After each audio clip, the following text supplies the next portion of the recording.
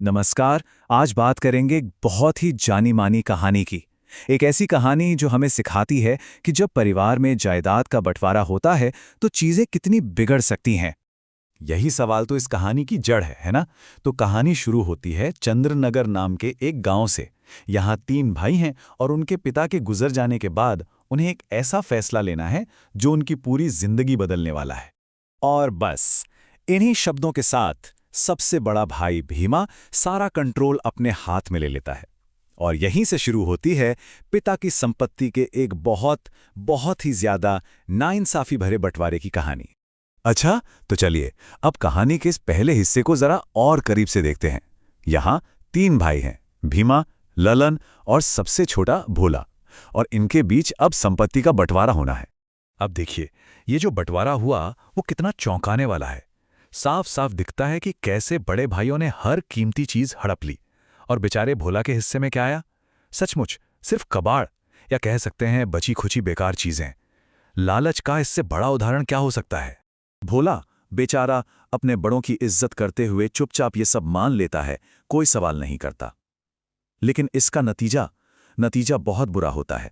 उसे और उसकी नई नवेली पत्नी पद्मा को घर से निकाल दिया जाता है। वो दोनों बेघर हो जाते हैं। और यहीं से भोला की जिंदगी का सबसे मुश्किल दौर शुरू होता है।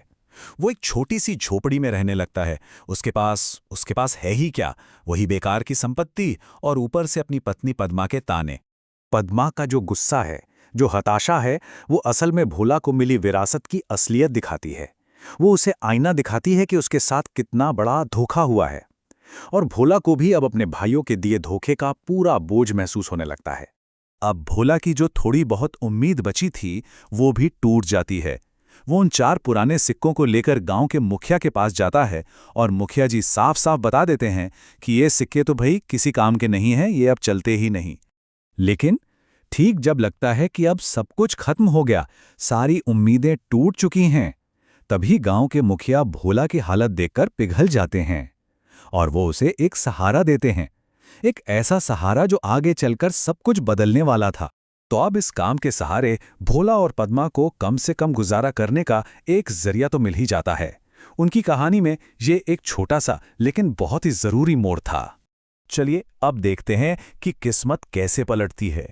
यहां से कहानी एक बहुत ही मजेदार मोड़ लेती है, क्योंकि अब कहानी को आगे किस्मत नहीं बल्कि भोला की पत्नी पद्मा की तेज बुद्धि बढ़ाएगी।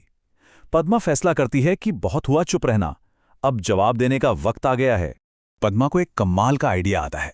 उसे समझ आता है कि जिन बेकार चीजों को देकर उसके भाइयों ने मजाक उड़ाया था, उन्हीं चीजों को उनके खिलाफ एक हथियार की तरह इस्तेमाल किया जा सकता है। और इस प्लान की शुरुआत होती है खेत की उसी बेकार सी मेड़ से। तो यहां एक बात समझना बहुत जरूरी है, उनका ये जो प्लान था वो सिर्फ बदला लेना नहीं था।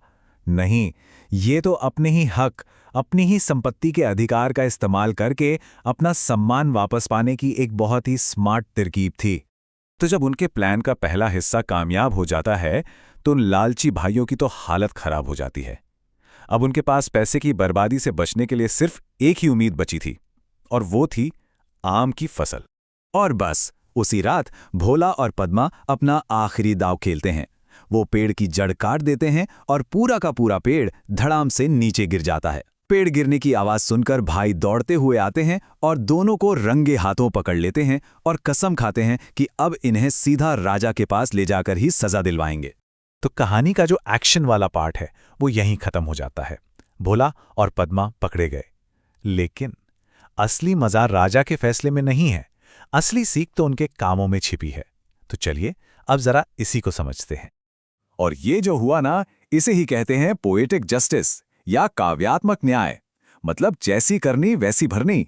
जरा सोचिए, भाइयों ने जिन चीजों को बेकार समझकर भोला को दिया था, वही मेड़, वही जड़, वही चीजें उनके लालच और उनकी बर्बादी का कारण बन गई। तो इस छोटी सी कहानी से बहुत बड़ी बड़ी बातें सीखने को मिलती हैं। पहली तो ये कि लालच का अंत हमेशा बुरा ही होता है।